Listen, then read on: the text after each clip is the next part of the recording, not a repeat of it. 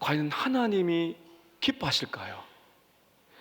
내가 예배당에 앉아 있다, 내가 예배를 드리고 이제 이 자리를 떠난다 했을 때 내가 나는 오늘 예배 드렸어 라고 생각하지만 정작 하나님께서 그 예배를 만약에 받지 않으셨다면 우리 예배는 어떻게 되겠습니까?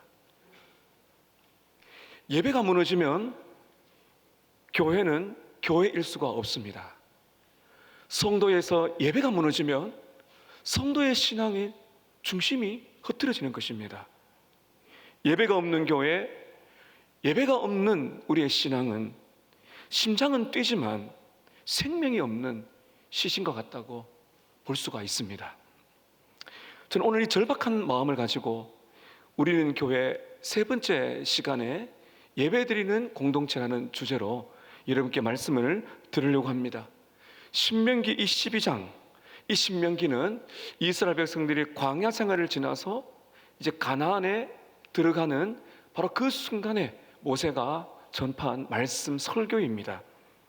광야는 물이 없고 먹을 것이 없고 뱀과 정갈이 많고 하루 일교차가 심한, 정말 하나님께서 우리들에게 참 어려운 고난을 통해서 하나님만을 절대적으로 의존하게 만드는 특별한 광야 학교에 지나게 하셨습니다. 그 광야를 지났을 때 하나님은 약속의 땅 가나안으로 그들을 들어가게 하셨습니다. 그런데 하나님께서는 가나안에 딱 들어갈 때 제일 먼저 그들에게 요청한 것이 무엇인가 하면 예배입니다. 예배를 제대로 드려야 된다는 것입니다. 왜냐하면 가나안 땅은 농작물이 풍성하고 광야와 비교할 수 없는 충분히 먹고 살 수 있는 좋은 땅이지만 그것은 정복도 해야 되고 또 전쟁도 해야 되고, 그런데 육적인 전쟁보다 더 무서운 건 영적인 전쟁인데 그것이 무엇인가 하면 가나안 땅에는 엄청난 우상들이, 돌로 만든 우상, 나무로 만든 우상들, 또 철로 만든 우상들 엄청나게 많았습니다. 하나님께서는 그들에게 가나안 땅에 들어갈 때 가나안은 하나님의 주인이라는 사실을 잊지 말고 예배를 드리라고 말씀하십니다. 여러분 1절을 보십시오. 1절에 이렇게 말씀하십니다. 내 조상의 하나님 여호와께서 내게 주셔서 차지하게 하신 땅에서 너희가 평생에 지켜 행할 규례와 법도는 이러하니라. 이스라엘 백성들에게 하나님은 너희들이 지금 들어가는 땅은 내가 주인이다. 그래서 새로운 인생을 살아갈 때 내 말씀, 내 말을 잘 들어야 된다. 사랑하는 여러분, 우리는 이 세상을 살아갑니다. 이 세상의 주인은 누구십니까? 하나님이십니다. 이 땅에 하나님을 모르는 사람들, 악인들 다 섞여 살지만 이 땅의 주인은, 민족과 열방, 이 세상의 주인은 하나님이신 줄로 믿습니다. 우리는 어느 나라 국민입니까? 신학적으로 보면 두 나라 국민입니다. 첫 번째, 우리는 대한민국 국민입니다. 국민이 있고 영토가 있고 주권이 있는 대한민국의 백성으로 우리는 살아갑니다. 그러나 여러분, 예수 그리스도를 믿는 하나님의 자녀는요, 두 나라 국민이에요. 바로 하나님의 나라의 시민인 줄로 믿습니다. 그래서 여러분, 우리는 이 땅에 발을 딛고 살아가고 대한민국 조국을 사랑하고 이 나라에서 기도하는 애국심이 있어야 됩니다. 그러나 여러분, 하나님의 백성들은 또 다른 눈이 필요합니다. 왜냐하면 이 땅에 발을 딛고 살아가지만 우리는 하나님의 말씀을 가지고 이 나라는 주인은 하나님이시다, 그 생각을 가지고 이 나라, 그리고 이슬람권, 공산권 어디서나 하나님이 다스리신다, 그런 마음으로 우리가 살아가야 되는 것입니다. 그러므로 여러분, 오늘 이 말씀, 우리가 이 땅에 살아갈 때 우리는 예배하는 사람들입니다. 하나님을 예배하는 사람입니다. 그걸 잊지 말고 이 말씀을 받아야 되겠습니다. 오늘 저는 이 말씀을 통해서 나는 지금 누구를 위해 예배하고 있는가, 그리고 나는 어떻게 예배할 것인가에 대한 답을 여러분께 드리려고 합니다. 첫 번째는 예배의 시작입니다. 예배의 시작은 하나님을 중심에 모시는 것입니다. 2절과 3절 보시면 하나님께서 가나안 땅에 들어가서 예배를 하는데 예배의 어떤 핵심을 말씀하기 전에 하지 말아야 될 것을 먼저 말씀하신 이유가 있어요. 여러분 2절 보시길 바랍니다. 너희가 쫓아낼 민족들이 그들의 신들을 섬기는 곳은 높은 산이든지 작은 산이든지 푸른 나무 아래든지 막론하고 그 모든 곳을 너희가 마땅히 파멸하고 3절 함께 읽겠습니다. 시작. 그 제단을 헐며 주상을 깨뜨리며 아세라 상을 불사르고 또 그 조각한 신상들을 찍어 그 이름을 그곳에서 멸하라. 가나안 땅에는 쉽게 말하면 온 동네가 우상 숭배예요. 제가 몇 년 전에 우리 협력 선교사님이 계신 일본의 한인교회 수련회차 방문을 했는데 제 눈으로 봤습니다. 일본 신사를 봤는데 그 신사가 그 일본의 거리거리에 있고 그 일본에는 들어가면 문 앞에 방문에다가 그 신사들이 곳곳에 있어요. 작은 이 우상들이. 우상의 나라입니다. 가나안은 이 바알이라는 신이 대표적인데요. 이 바알은 황금 송아지로 만든 겁니다. 그리고 바알 신의 부인이 있습니다. 아세라, 목상입니다. 그리고 그들을 숭배하는 이 우상이 산 위에도 있고 언덕에도 있고 나무 아래도 있다. 오늘 이렇게 예수 하나님이 말씀하시면서 이렇게 경고합니다. 왜 그렇게 했는가 하면요, 이 가나안의 사람들이 그렇게 우상을 섬긴 이유가 뭔가 종교심이 많죠. 신을 섬기려고 하는 것이 목적이 아니고 이들의 우상의 목적은 자기 욕망을 채우기 위한 거래의 도구로 삼는다는 겁니다.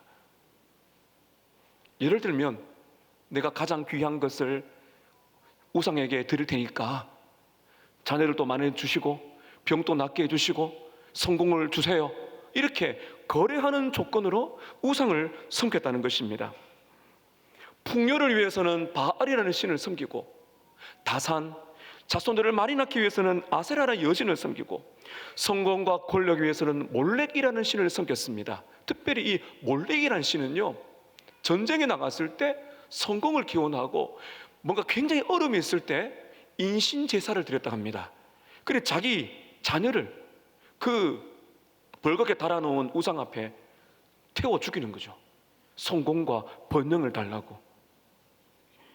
참 끔찍한 일이 아닐 수 없습니다. 여러분, 그런데 이런 우상의 삶은 이 시대뿐만 아니고 지금 우리 안에도 똑같이 있을 수가 있다. 이게 오늘 굉장히 우리가 주의 깊게 들으셔야 됩니다. 좀 극단적인 예지만 제가 몇 가지 한번 여러분께 말씀을 드리겠습니다. 평소에는 기도 안 하던 학생이 있는데 시험 기간이 되니까 열심히 기도하는 학생이 있어요. 직장인인데 승진이나 이직 문제로 고민이 될 때 안 하던 간절한 금식 기도를 하기 시작합니다. 사업하는 분이 경영이나 또 만약 재정적으로 어려울 때 갑자기 안 나오던 새벽 기도를 나오기 시작합니다. 건강에 심각한 문제가 있을 때 안 하던 기도를 막 하기 시작합니다. 젊은 부모님들이 아이 학교 문제나 진로가 문제가 있을 때 예배에 집중합니다. 그리고는 그 문제가 해결 딱 되면 기도 예배 안 합니다. 극단적인 예지만 우리 안에서 충분히 일어날 수가 있는 일입니다. 여러분, 하나님은 우리의 문제를 가지고 오기를 꺼려하신 분이 아니십니다. 우리에게는 건강 문제, 제가 좀 전에 기도했지만은 건강 문제 기도해야 됩니다. 자녀 진로, 사업의 어려움, 재정적인 문제, 여러 가지 여러분 결혼, 중요한 우리의 일에 있었을 때 기도하는 거 하나님 그거를 받지 않겠다는 거 아니에요. 문제가 생겼을 때 하나님 앞에 기도하시는 여러분 되시기를 축복합니다. 하나님 기뻐하세요. 근데 문제는 조심해야 될 게 있다는 것입니다. 기도와 예배의 중심이 하나님이 아니고 하나님께 바라고 있는 그것, 이거 바뀌어버리면 이게 우상숭배가 될 수 있다는 것입니다. 예배는 하나님께 드려야 되는 시간인데 하나님을 통해서 내가 원하는 것을 받아내려고 하는 시간이 아닙니다. 예배는 하나님을 인격적으로 만나는 시간입니다. 근데 여러분, 예배는 마치 내가 원하는 결과를 얻기 위해서 하나님 앞에 예배 드려드리고 헌금을 하고 봉사한다면 그것은 일종의 하나님 앞에 조건을 내미는 거래와 같다. 조심하셔야 됩니다. 여러분, 우리 마음 안에도 우상이 있습니다. 우리가 하나님을 움직여서 내 문제를 해결받는 시간이 궁극적인 예배 시간이 아닙니다. 내가 가지고 있는 어려움, 고통, 고난, 질병, 아픔들을 내려놓고, 내가 주인 되었던 자리를 내려놓고 내 삶의 중심에 하나님께서 좌정하시고 다스리시는 것을 회복하는 시간이 예배인 줄로 믿습니다. 하나님은 그걸 원하는 겁니다. 하나님은 우리의 고통, 우리의 질병, 우리의 눈물, 우리 자녀들의 앞길 다 아세요. 그 하나님은 정말 우리에게 원하는 것은 그 다 알고 있기 때문에 예배의 중심은 우리가 하나님을 사랑하고 하나님을 인정하고 그 하나님을 귀하게 여기는 것입니다. 하나님께서 오늘 여러분 2절과 3절의 단어가 굉장히 강하죠. 우상을 깨뜨리고 찍어버리고 멸하고 불태우라. 여러분 왜 이렇게 말씀하신지 아십니까? 유혹입니다. 유혹. 이렇게 말씀했는데 이스라엘 백성들이 가나안에 들어가면서 또 국가가 형성되면서 그 역사 속에서 이 우상들에게 그들의 마음이 빼앗깁니다. 왜냐하면 멋있거든요. 하나님은 눈에 보이지 않습니다. 그런데 우상을 보니까요, 일단 뭐 보이는 우상이 있어요. 화려합니다. 거기에 이 가나안의 우상 숭배 예배는 음란했습니다. 그리고 막 축제가 벌어지는데 이스라엘 백성들은 희생 제사를 드리고 보이지 않는 하나님을 예배하니까 자꾸 눈이 돌아가는 거예요. 그 가나안에 들어가서 농사를 지어야 되는데 얼음이 오니까 농경사회의 신인 바알을 바라보면서 자꾸 따라가는 겁니다. 그거를 지금 오늘 모세가 경고한 겁니다. 아니 찍어버려라. 그 땅을 정복할 때 쳐다보지도 말고 불태워버리고 언덕 위에 산 위에 나무 아래에 있는 모든 그런 신상들을 깨뜨리라고 말씀하신 것입니다. 여러분, 우리는 안 그런 것 같지만 이 땅에 살아다 보면 하나님보다도 내가 더 집착하고 의지하는 것이 그 자리에 올라갑니다. 대표적인 것이 돈입니다. 하나님보다 더 의지하고 내가 더 집착하는 것들이 있을 수가 있어요. 그것이 자녀가 될 수가 있고요, 내 미래의 계획이 될 수가 있고, 내 건강, 나에게 원하는 많은 그런 것들이 될 수가 있습니다. 사는 여러분, 예배는 이런 것들 붙들면서 하나님 앞에 들이미는 시간이 아니고 이런 모든 것들을 하나님 앞에 내려놓고 걱정과 근심과 불안을, 내 그런 모든 그 아픔의 보따리를 내려놓고 하나님 앞에 나아가서 하나님 만나러 왔습니다. 이거 해결받는 것도 중요하지만 내 모든 인생의 주인 되신 하나님, 제가 주님보다도 더 소중히 여긴 것이 있다면 다 내려놓고 하나님을 인정하겠습니다. 하나님 만나고 싶습니다. 바로 우리의 예배의 시작은 하나님을 우리의 중심에 모시는 것. 오늘 그 시작이 저와 여러분 안에 있기를 축복합니다. 오늘 두 번째는 예배의 질서입니다. 예배의 질서는 하나님의 방식대로 예배드리는 겁니다. 예배의 시작 중심을 하나님께 우리가 맞추었다면 예배의 방식도 하나님을 따라가야 됩니다. 하나님은 이스라엘 백성들에게, 우리에게 예배하라라고 말씀만 하지 아니하시고요, 어떻게 예배할지를 그 방법을 이제 말씀하십니다. 4절과 이제 우리 5절, 4절과 5절 한번 보시길 바랍니다. 제가 읽겠습니다. 너희 하나님 여호와께서는 너희가 그처럼 행하지 말고 그 우상 숭배하지 말고 5절에 오직 너희 하나님 여호와께서 자기의 이름을 두시려고 너희 모든 지파 중에서 택하신 곳인 그 계실 곳으로 찾아 나아가서 예배를 드리라, 이렇게 말하고 있습니다. 예배 방식도 내 마음대로 드리면 안 된다는 것입니다. 여러분, 우리는 좀 전에 읽었습니다. 가나안의 사람들은 어떻게 했습니까? 산 위에, 그리고 언덕에, 나무 아래 자기들이 원하는 그런 우상을 세워놓고 막 절하기 시작하죠. 자기가 원하는 방식대로 자기가 원하는 시간에 아주 자유로워요. 얼마나 좋습니까? 근데 하나님을 말씀하십니다. 하나님이 택하신 곳으로 와라. 불편하잖아요. 하나님의 이름을 두려고 하는 특별한 곳이 있다라고 말씀하십니다. 여러분, 여기서 중요한 것이 있는데요, 다시 한번 여러분 말씀을 보시기를 바랍니다. 5절에 오직 너희 하나님 여호와께서 무엇을 두신다고요? 자기의 이름을 두시려고 하는 장소가 있다. 이 이름이 중요합니다. 자, 여러분 3절 보세요. 3절 보면 이 이름의 의미가 나옵니다. 그 제단을 걸고 우상을 말합니다. 우상을 깨뜨리며 아세라상을 불사르고 그 조각한 신상들을 찍어 무엇을 멸하라고요? 이름을 멸하라. 그 이름이 무엇인가? 바알, 아세라, 몰렉 등등의 이름이란 것은 소유권을 말합니다. 그게 누가 다스리고 있는가? 바알에게 찾아가면 바알이 내 인생을 주장하게 되는 거죠. 하나님은 말씀하십니다. 하나님이 내 이름을 두려고 특별히 택하신 장소가 있는데 그것으로 가라, 이렇게 말씀하십니다. 여러분, 하나님의 이름을 두신 장소는 어떤 의미인가 하면 이렇습니다. 하나님께서 예배하는 그 자리에 오신다, 임재하신다. 하나님이 주인이시다. 바로 그것을 우리에게 말하는 것입니다. 이게 약속입니다. 언약입니다. 하나님께서는 자기의 백성들과 함께 하신다는 겁니다. 여러분, 우리가 이 공동체 예배를 드릴 때 하나님이 우리와 함께 하심을 믿으십니까? 우리 예수님의 이름 임마누엘. 임마누엘, 어떤 뜻이죠?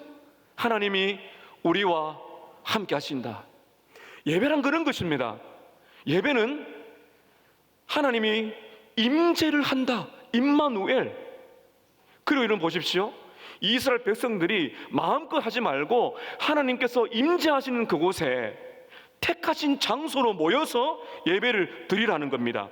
구별된 장소에서, 지속적으로 구별된 장소에 그런 백성들이 모여서 공동체로 예배를 드리라는 겁니다. 물론 여러분, 우리가 기도할 때 혼자서, 여러분 기도 처소에서, 여러분의 방의 골방에서, 또 여러분 회사에서 기도할 수 있습니다. 귀합니다. 그런데 예배는 혼자만 드리는 그것으로 끝나면 안 돼요. 반드시 혼자만의 경건의 시간뿐만 아니라 공동체의 예배가 함께 가야 됩니다. 바로 그것입니다. 공동체가 하나님께서 허락하신 장소, 서머나 교회라는 이 건물 안에, 예배당 안에서 공동체가 함께 모여 하나님의 임재를 누리도록 은혜를 주실 줄로 믿습니다. 여러분, 이게 영적인 가족이거든요. 주 안에서 우리가 한 가족이라는 이 공동체의 영광을 하나님께서는 주기를 원하시는 것입니다. 여러분, 임마누엘, 우리 주님이 이 예배 시간에 우리와 함께 하신다는 것을 우리 공동체에 함께 드리거든요. 여기 우리 어르신들, 참 또 몸에 고통이 있지만 함께 예배 드리시는 분들, 또 우리 아이들, 청년들, 결혼하신 분들 함께 예배를 지금 드리고 있습니다. 여러분, 이 공동체 예배가 얼마나 중요한지 아세요? 여기서 끝나는 것이 아니고 우리의 예배는 우리 예수님이 다시 오시게 될 마지막 새 하늘과 새 땅에서 주님의 모든 백성들이 함께 모여서 영원히 하나님을 찬양하는 그 예배의 그림자가 지금 우리의 공동체 예배인 것입니다. 얼마나 중요하겠어요? 주 안에 우리 한 가족이 된 것이죠. 근데 여러분, 이런 공동체 예배가 코로나 이후에 굉장히 무너졌습니다. 그렇게 말씀하신 분이 계시죠. 저는 집에서 유튜브로도 예배할 수 있습니다. 굳이 모이지 않아도 되지 않습니까? 하나님은 어디서는 계시잖아요. 여러분, 하나님은 어디나 계십니다. 그런데 그것은 어쩔 수 없는 특수한 상황입니다.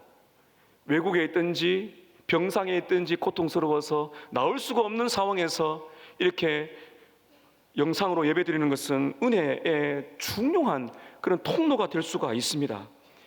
그런 경우 말고 어느 날 코로나가 지나간 다음에 이 문제가, 이 유튜브 예배가 하나님 중심의 예배가 아닌 나의 편의로 바뀐다는 겁니다.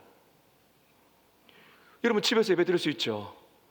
잘 생각해 보십시오. 여러분, 소파에 앉아서 굳이 이렇게 옷을 입을 필요가 있습니까?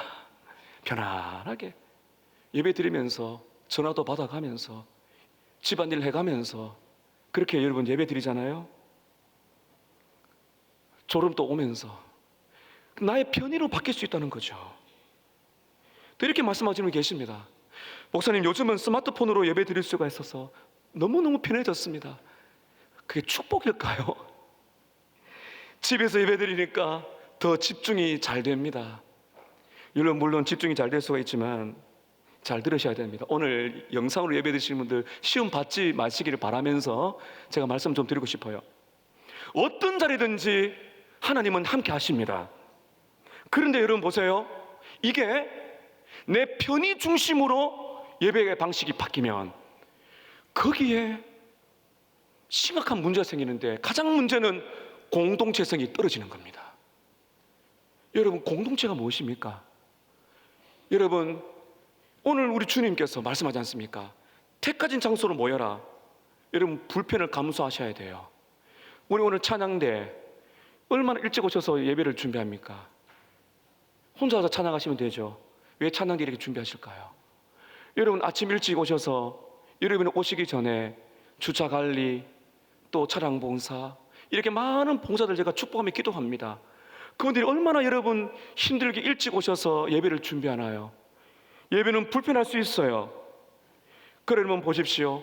공동체 예배가 왜 그렇게 중요한가 하면요, 함께 모여서 숨소리를 느껴가면서 찬양대가 찬양을 할 때 나의 고백이 되고, 함께 가사를 읽고 찬양을 할 때 여기에서 하나님이 공동체적으로 주어주시는 하나님의 언약 백성들이 확인이 되는 것입니다. 여러분, 북한이나 공산권 이슬람 중에서 각자 유튜브로 예배 드리면 되지, 왜 그렇게 그들은 고난과 순교까지 각오하면서 왜 모여서 예배를 드리나요? 우리는 서로 한 가족이라는 거죠. 우리는 주님 안에 한 가족입니다. 저는 예배 때 감격스러운 시간 중에 하나가 있는데 신앙 고백입니다. 우리 성도들이 다 일어나서 소리가 하나가 꽉 우렁차잖아요. 전능하사 천지를 만드신 하나님 아버지를 내가 믿사오며. 여러분, 다음 주부터는 이 소리를 한번 잘 들어보세요. 얼마나 감격스러운지 모릅니다. 찬양을 혼자 부를 수 있지만 성도들이 다 일어나서 함께 우리가 공예배 와서 찬양을 드립니다. 신천지는 사도신경을 고백하지 않습니다. 여러분, 그래서 신천지가 교회를 침투할 때 사도신경을 외우면서 눈 떠서 옆 사람 쳐다보라는 말이 있었어요. 사도신경을 안 하는 사람은 신천지랍니다. 여기는 신천지가 없기를 바랍니다. 오셨다면 오늘 예수를 믿으세요. 예배는 하나님께만 드리는 줄로 믿습니다. 여러분, 예배는 불편해야 돼요. 차를 타고 오셔야 되고요, 걸어서 오셔야 돼요. 내 마음을 준비하면서, 왜 그래 택한 백성들이 모여서 숨소리를 들어가면서 함께 울고 웃으면서 그렇게 손을 잡고 기도하고 울고 웃으면서 나가면서 악수하고 그렇게 만나면서 우리가 격려하는 것이 왜 중요합니까? 하나님이 우리에게 주신 이 소중한 공동체, 하나님이 임재 약속하신 바로 이곳에서 하나님의 영광을 경험하는 저와 여러분 되시기를 축복합니다. 여러분, 저도 몸과 마음이 지칠 때는 이 정도면 되겠지라고 생각될 때가 있습니다. 그러나 순간일수록 내 마음을 잡아서 하나님 앞에 무릎 꿇어야 되지 하는 마음이 있습니다. 하나님은 대충 드리는 예배 기뻐하지 않습니다. 여러분, 예배는 구별된 자리에서 공동체가 한 시간 한 자리에 모여서 함께 예배를 드리면서 우리의 영원한 한 분이신 하나님 아버지를 찬송하고 그분의 영광이 우리 가운데 임재할 때, 여러분, 그곳에서 우리의 예배에 진정한 은혜가 있게 되는 것입니다. 세 번째, 예배의 본질입니다. 예배의 내용이라 할 수 있는데요, 예배의 본질은 온전한 헌신으로 드리는 것입니다.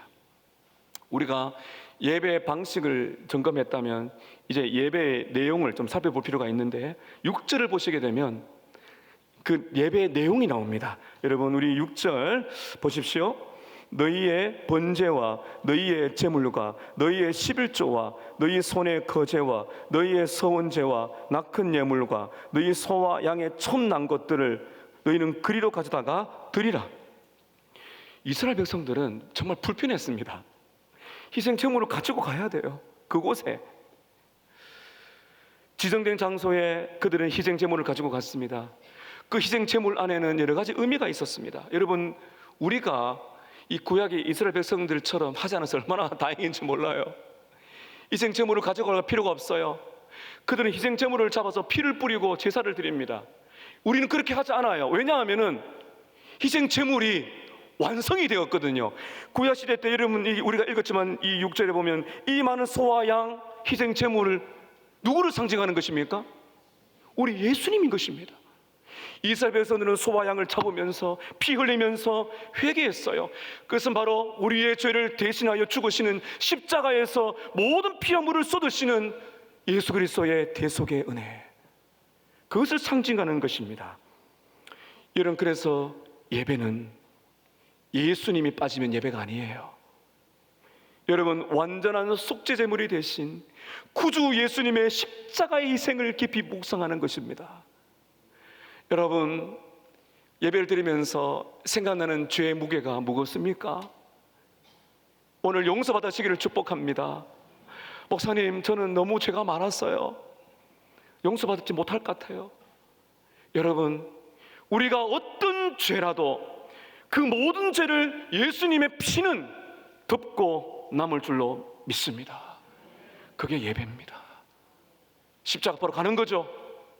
내 모든 죄를 용서받을 수 있다는 것입니다. 여러분, 그래서 십자가를 묵상하고 회개하고 예수님의 그 붉은 피가 내 모든 죄를 씻는다는 믿음을 가지고 나아갈 때 여기에서 감격이 있게 되는 것입니다. 여러분, 예배 우리 시간에 약 5분 전에 영상이 나오는데요, 영상 그 마지막에 예배에 대한 문구가 나오고 사회하는 목사님이 이제 마지막 기원을 하면서 하는 문구가 있는데, 우리 저를 한번 따라 하실까요?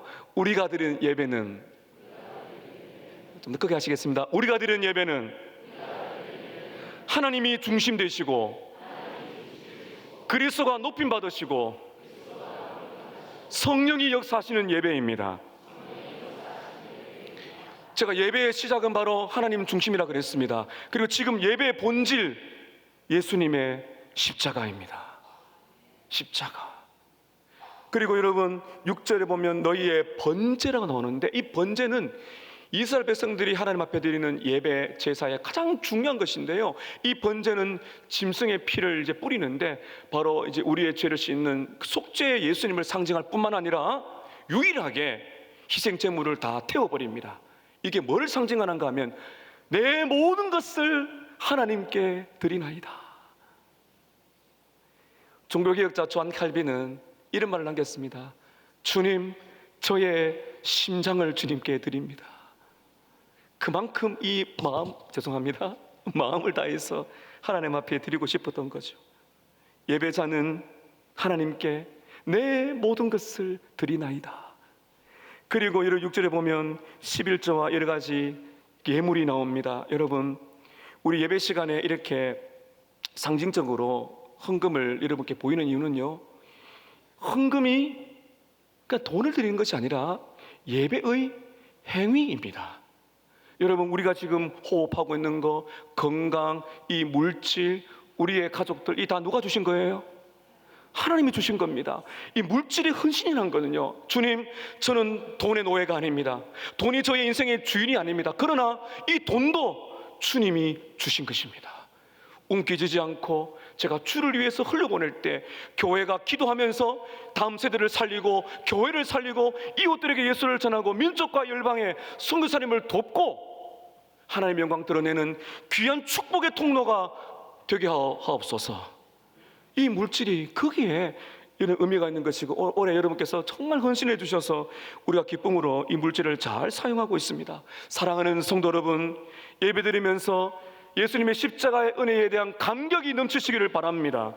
우리의 삶 자체가 하나님의 것임을 기억하시고, 물질을 포함하여 내가 살아가는 모든 것이 하나님의 선물임을 알고 다 주님의 것입니다.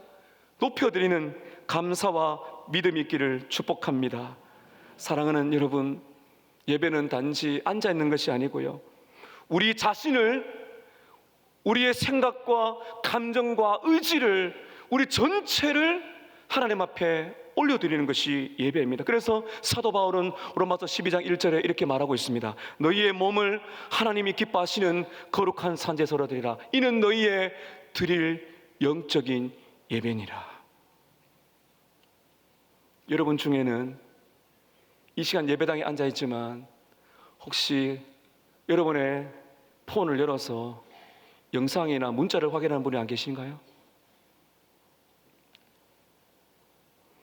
예배드리지만 여러분의 생각은 이번 주 일어나야 될 업무와 일정에 여러분의 생각이 가 있지는 않습니까? 혹시 여러분의 마음은 지금 너무나 힘든 일에, 돈 문제에 다 가 있지는 않습니까? 여러분의 눈은 시계를 보고 있지 않습니까? 오늘 목사님 설교 3분이 길었어. 요즘 제가 많이 짧아졌습니다. 여러분이 좋아하는 드라마, 스포츠, 영화를 보시면 너무 시간이 아까워, 길어야 되는데 예배 시간 나오면 왜 이렇게 시간이 정확한지 모르겠습니다. 여러분, 헌금 이야기 잠시 하겠습니다. 우리가 특별한 날에 가족끼리 모여서 오늘은 내가 쏘겠다, 오늘 멋진 거 먹어보자 외식을 할 때 과감하게 여러분 팍팍 쓰잖아요. 그런데 우리가 하나님 앞에 예물을 드릴 때는 왜 그렇게 절제하시는지 모르겠어요.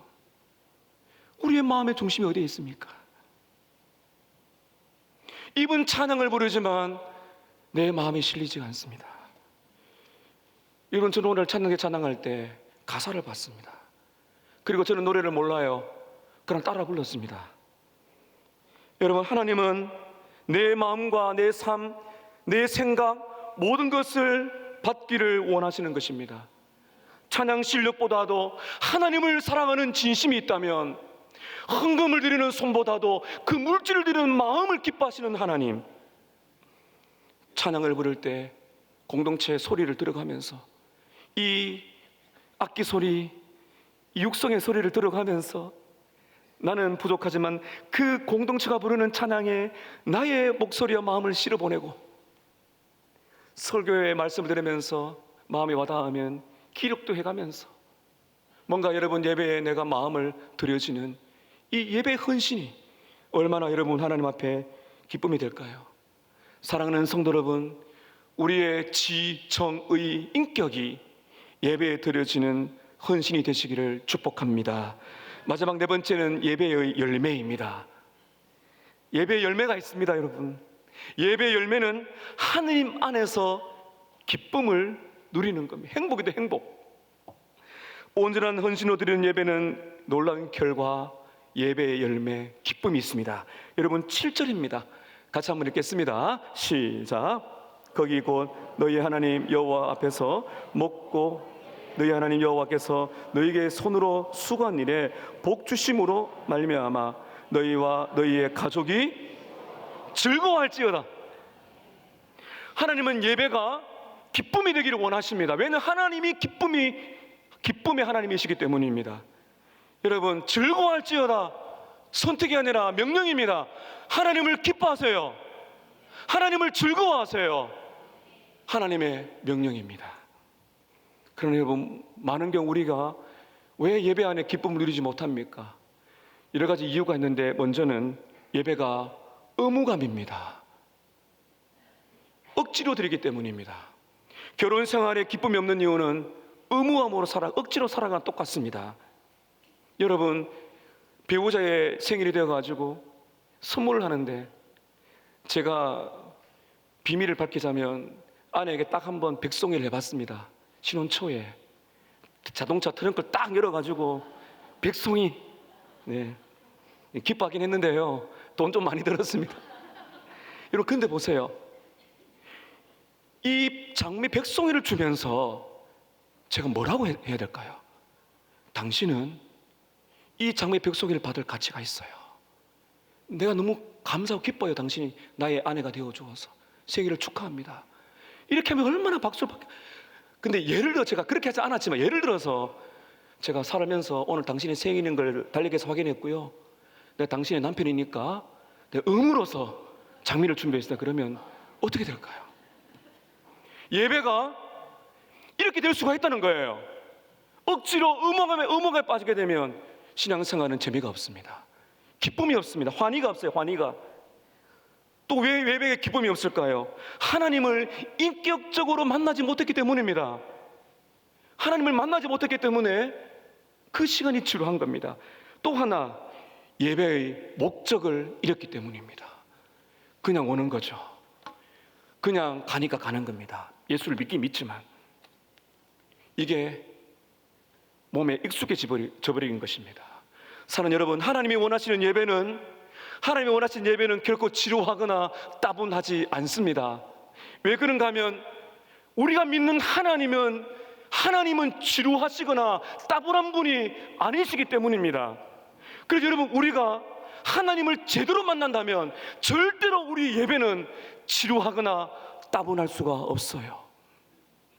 만약에 예배가 지루하고 따분하면 저에게 첫째 문제가 있고 여러분에게 문제가 있는 것입니다. 하나님을 만날 때 우리는 진지하죠. 거룩하신 하나님, 그러나 그 하나님이 나를 사랑하시고 내 인생을 인도하신다는, 그리고 주님이 나를 위해 피를 흘리셨다는 구속의 은혜 때문에 우리는 기쁨이 오는 것입니다. 그리고 진지하지만 말할 수 없는 기쁨이 우리에게 오는 것이 예배입니다.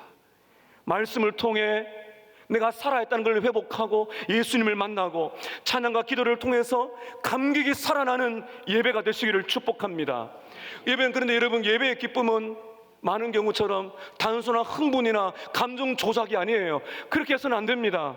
하나님이 지금 내 안에 살아계신다, 그 진리의 말씀이 깨달아지고 내 심령을 하나님께서 만져주실 때 말할 수 없는 기쁨이 오는 것입니다. 여러분, 이 기쁨은요, 예배당 안에서만 끝나는 것이 아니고 확산됩니다. 7절 다시 보십시오. 7절 끝에 보시면 여호와께서 너희의 손으로 수고한 복 주심으로 말미암아 너희와 너희의 가족이 즐거워할지니라. 이스라엘 백성들이 가족 단위로 예배 드렸다는 것을 보여줍니다. 여러분, 이 말씀 좀 더 확대해 보겠습니다. 이 시간에 가족이 함께 오신 분들이 계시지만 가족이 이 자리에 함께 있기를 원하여 오랫동안 눈물로 기도하신 분이 계십니다. 오늘 그 기도가 응답되기를 축복합니다. 여러분, 기쁨은요, 가족에게로 전염됩니다. 내 가족이 변화되면 교회가 기쁨의 공동체가 됩니다. 사랑하는 여러분, 우리가 어떤 고난이나 어떤 질병이나 어떤 어려움이 있다 할지라도 상관없이 오늘 우리가 예배드리면서 우리가 하나님 안에서 내가 가장 만족해하고 예수 안에서 가장 기뻐할 때 하나님은 우리 안에서 가장 기뻐하시고 하나님은 우리 안에서 가장 영광을 받으실 줄로 믿습니다. 예배가 진짜 기쁨이 되려면 기쁨의 근원 되시는 하나님을 보셔야 됩니다. 여러분, 이런 깨달음은 성령께서 주시는 겁니다. 그래서 여러분, 예배란 거는 하나님이 중심 되시고 그리스도가 높임 받으시고 성령님이 역사하시는 예배입니다. 성령께서 오늘 우리가 예배 드릴 때 우리의 눈을 열어주셔서 우리의 영혼을 열어주셔서 하나님께서 얼마나 위대한 분이신지, 하나님께서 우리를 얼마나 사랑하시는지, 하나님께서 우리의 인생의 고난 속에서 얼마나 우리와 동행하시는지, 하나님께서 우리가 고통당하는 눈물의 현장 속에서 하나님이 얼마나 우리의 손을 붙들고 함께 하시는지를 성령께서 깨닫게 하실 때 우리 안에 감사, 기쁨, 환희가 넘쳐나게 되는 것입니다. 그때 예배는 해야 하니까 하는 의무가 아니라 드리고 싶어지는 기쁨의 자리가 되는 것입니다. 오늘 예배를 마치고 돌아가실 텐데 여러분, 예배를 마치고 돌아가시는 여러분, 저와 여러분의 얼굴이 어때야 할까요? 가족과 지인들이 우리의 모습을 보면 와, 예배가 다르구나, 예배가 당신을 살렸네, 예배가 기쁜 것이구나 하는 인상을 줄 수가 있나요? 예배는 기쁨입니다. 예배는 기쁨으로 열매를 맺습니다. 왜냐하면 하나님이 기쁨이시기 때문입니다. 하나님이 원하시는 예배 네 가지를 보았습니다. 하나님이 중심되는 예배, 그리고 하나님의 방식대로 가장 중요한 거 십자가가 중심된 공동체 예배, 온전한 헌신으로 내 모든 것을 드리는 예배, 그리고 하나님 안에서 행복해하고 즐거워하는 기쁨의 예배. 이 예배가 오늘 저와 여러분 삶 속에 다시 한번 회복되기를 바랍니다. 오늘 이 시간, 이 예배부터 시작해서 참된 예배의 회복과 감격이 저와 여러분의 인생 속에 시작되고 넘쳐나시기를 예수님의 이름으로 축복합니다. 기도하겠습니다. 이 시간